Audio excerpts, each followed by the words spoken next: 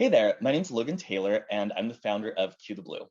I started Q the Blue in 2018 because I looked up and down my ballot and I saw that I was being represented by Democrats who, in many cases, I liked, trusted, and respected at every level of my ballot.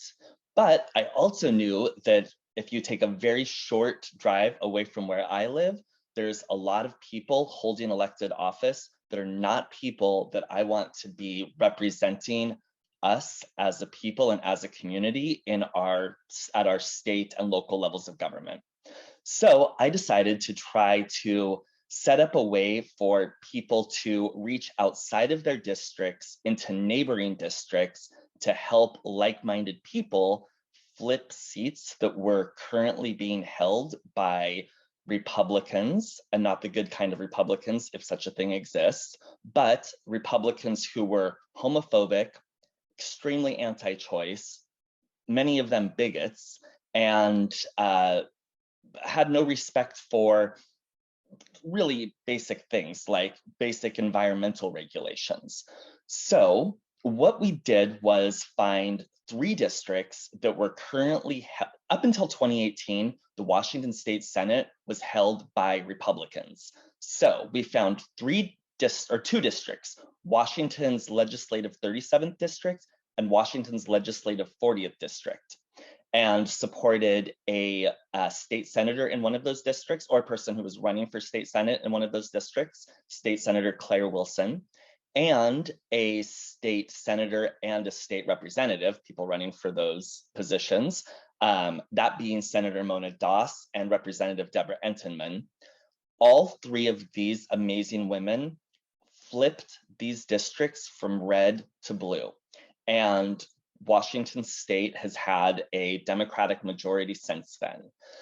We immediately hopped in and had a very busy legislative year, pushing through a bunch of bills that had been deadlocked for years. So now it's 2018. What do we want to do? We want to make sure that we hold on to those seats.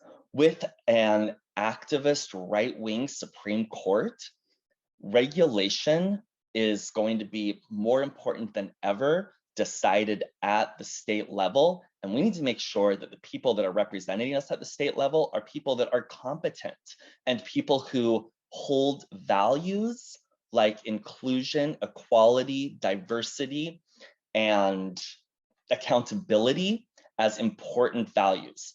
Senator Claire Wilson absolutely holds all of those values. Representative Debra Entenman holds those values. Senator Mona Doss holds those values, but sadly she won't be rerunning for that seat. But Councilmember Satwinder Kaur, K-A-U-R, I'm sorry, I hope I didn't mispronounce your last name, and I'll talk to you soon to make sure that if I did, I don't do it again. Okay, this is a quick edit. The council member's name is pronounced Satwinder Kaur. Will be running for that position, and we want to make sure that these 3 women run. This is not the time to have a Republican-backed Senate in Washington State. And make no mistakes about it, the Republicans are going after these seats hard, especially Mona's seat. So here's what we're going to do. On Saturday, August 13th, between 5 and 8 p.m., we're going to host a fundraiser for these 3 campaigns at St. John's Eatery and Bar at 719 East Pike Street on Capitol Hill. Tickets are $15. VIP tickets are $45. You can get tickets by going to Dazzle, www.dazzlecompany.com/blue, B-L-U-E. You can purchase tickets there. If the ticket price is an issue, email me and I'll comp you tickets. Logan, L-O-G-A-N, @dazzlecompany.com. This is going to be a really fun event, an empowering event. We're not only raising money, but we're also signing up people to volunteer for the campaigns. So if you have a bunch of money, great, we want it. If you have not a lot of money, but you have some time that you can volunteer, equally as important, we need volunteers to make sure that these seats don't fall back into Republican control. Um, this event will have, of course, an open bar because I'm hosting it, and that's the only way that I ever do events. And it's going to be fun because, again, I'm hosting it, and that's the only kind of events that I do. So I really hope that you come to the event, and please invite your friends. This is not the time to be sitting on the sidelines. It is our responsibility to make sure that we're represented by people who deserve to represent us. So let's make sure that we get these three amazing women in the Washington State Legislature. I'm really excited. Join me, get tickets at dazzlecompany.com/blue or email me, logan@dazzlecompany.com, and I will get you tickets. Thank you so much. All right, this is going to happen in one recording no matter what, so cross your fingers. Here's what the Washington State House and Senate Democrats are doing. On abortion, Democrats in Washington have voted to expand abortion care and protect this crucial right. Never more important than now as the Supreme Court has overturned Roe v. Wade. Republicans have introduced multiple bills that would severely limit or ban abortions in Washington State, despite voter support for abortion care, strong support. On gun control, we passed legislation that prohibits the sale, manufacture, and distribution of ammunition magazines with more than 10 rounds. This will force shooters to stop and reload, giving valuable time to escape or confront an attacker. Democrats passed legislation prohibiting the open carry of guns at public demonstrations and at the state capitol. On climate change, Democrats continue to fight for a clean energy future through new policies that will lower greenhouse gas emissions. We're changing how we invest in our transportation sector as well, passing Move Ahead Washington to invest in new infrastructure that reduces carbon emission and expands access to transit. Republicans oppose these efforts, voting no across the board against this Democratic bill to reduce greenhouse gas emissions, clean up our energy grid, and improve transit options and access in our transportation package. On racial equity and justice, Democrats passed new laws to address equity needs for families, including expanding language access for parents and students in public schools and expanded access to internet service and to devices for underserved communities. Democrats also increased focus on children, passing a new law to expand doula access and the temporary assistance for needy families subsidy, which is for diapers. Republicans introduced bills with similar policy outcomes from conservative states that would have the negative effect of not giving teachers training on how to recognize and avoid racism. Boo. On housing and homelessness, Democrats championed historic investments in pandemic protection policies that successfully prevented the eviction tsunami that economists and the media predicted. These efforts included establishing our state's first permanent funding source for rental assistance. Democrats continued to invest in affordable housing and construction of shelters to help families looking for a safe place to live and ensure people struggling with mental health issues or substance abuse issues or both have a place to go after they're discharged from a hospital or different facility. When a Democratic leader offered a solution to addressing homelessness in 2016, a Republican leader said, well, that's her emergency. Democrats voted to pay landlords back rent owed to tenants struggling under the economic impacts of COVID-19, as well as food utility and mortgage assistance for things that people need. On transportation, Democrats passed a transformational new transportation package called Move Ahead Washington that is the result of over 90 listening sessions across the state to hear your transportation priorities. It focuses on the concerns heard from communities in Washington.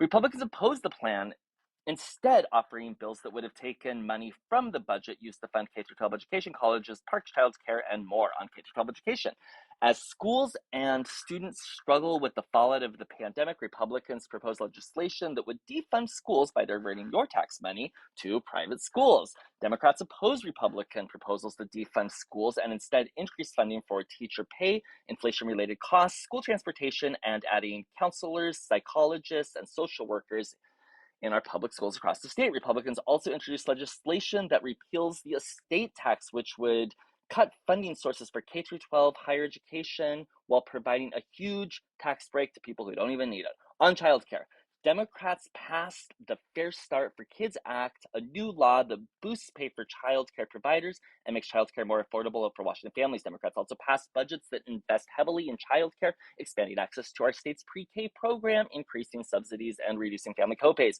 Republicans proposed cutting the funding source for Fair Start, which would immediately reduce accessibility for families. On public safety, voters passed Initiative 940 in 2018 to require a good faith test for when deadly force is justifiable and when it is not, and require de-escalation and mental health training.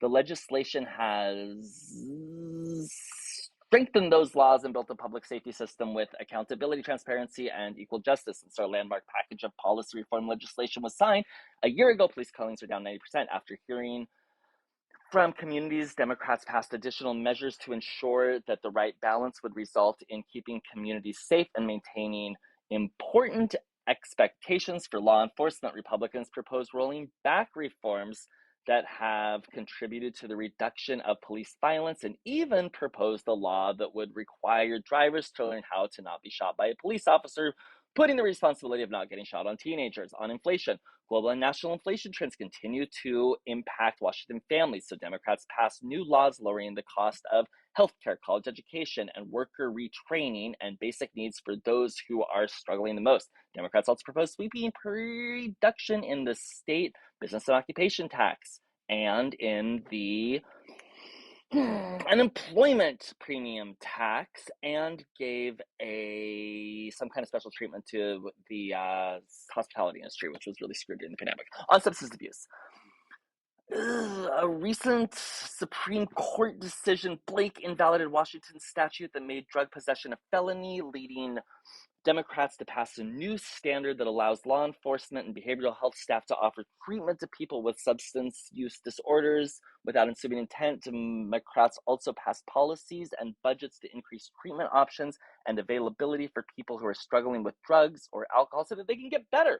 Republicans introduced legislation that would roll our state back and create a confusing patchwork of varying penalties and violations for drug possessions depending on what city or county they were in. And that was just this session.